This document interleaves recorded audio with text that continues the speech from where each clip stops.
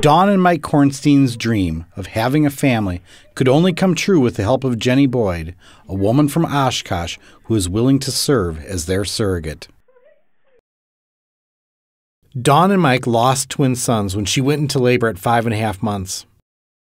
Dr. Hurwitz had said it to us, and the doctor in the city from the first consult had said, you might never be able to carry a child. We will do what we can, but you need to start thinking of surrogacy and adoption. Jenny first volunteered to serve as a surrogate for a friend of her mother's. In the end, the couple decided against the idea, but Jenny couldn't shake the feeling it was something she was meant to do. I did pray about it and talked a lot about it and decided that if this was something I was going to do, I needed some sort of sign in order to continue, and we were contacted 24 hours later. Dawn and Mike worried that a woman placing her child for adoption might change her mind at the last minute. That seemed less likely with a surrogate who wanted to help an infertile couple. We weren't completely rolling out adoption, but we wanted to try to start with to have our child. With the help of science, Jenny became pregnant with Dawn and Mike's child. You start to think it's amazing that any of us made it to this planet, because the stars really need to be aligned for anybody to get pregnant. Jenny and her husband made sure their daughter understood she was not going to be a big sister. We were very honest. I mean, it was essentially, Mommy's going to carry a baby for Dawn and Mike, and this is Dawn and Mike's baby, and the baby's not coming home with us. And Dawn can't carry the baby because her tummy is broken, essentially, and so that's what Mommy's doing to get the baby here. Jenny also had no problem explaining surrogacy to nosy adults. Once I started showing, then it was easier because people could actually tell that you were pregnant, and I would say, well, thank you, but it's not mine. And they would just kind of laugh and joke, and then my mother was usually with me, and she'd say, no, really, it's not hers. And the glory of that was men for thousands of years have been able to say that the baby is not theirs, and finally I got the chance to say it was not mine. Both Dawn and Jenny saw the pregnancy as a partnership, an extension of the friendship they had built between Dawn's home in Connecticut and Jenny's in Wisconsin. I said, you know, maybe you should just be getting sleep, because after I give birth, I will be getting sleep and you will not. I think they're going to be a part of our life forever because they helped us complete our family.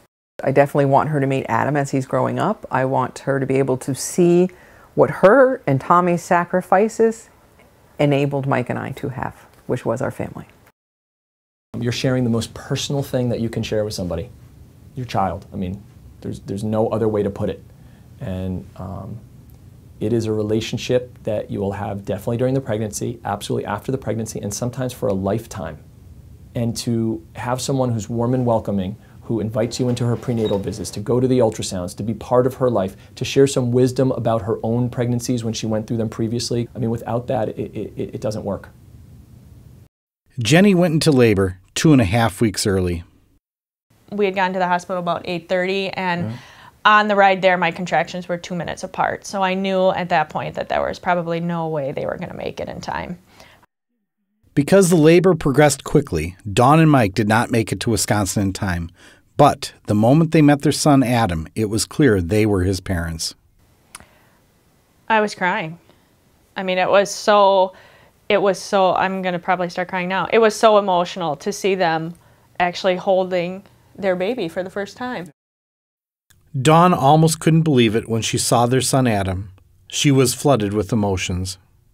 I think overwhelming joy, but also very scared at the same time of, he's here, it's real.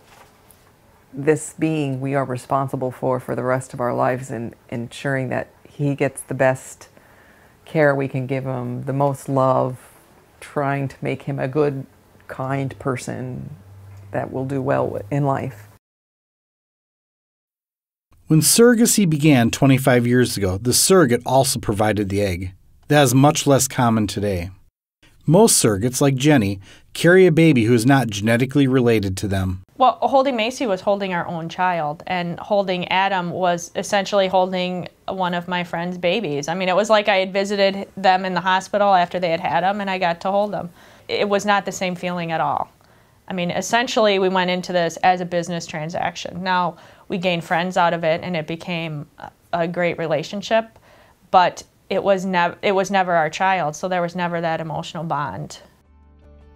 Adam's birth connected the two families in a unique way.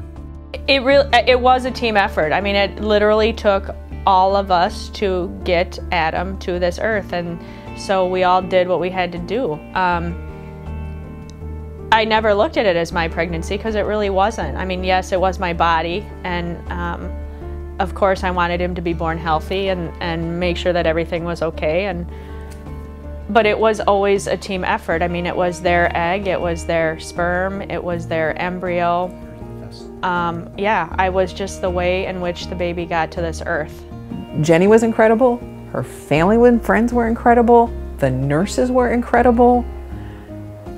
The whole situation, hopefully she found that we in our family were incredible, so it was better than I ever imagined it could be. For 3 years we have wanted to be a family, and I felt like we're a family now.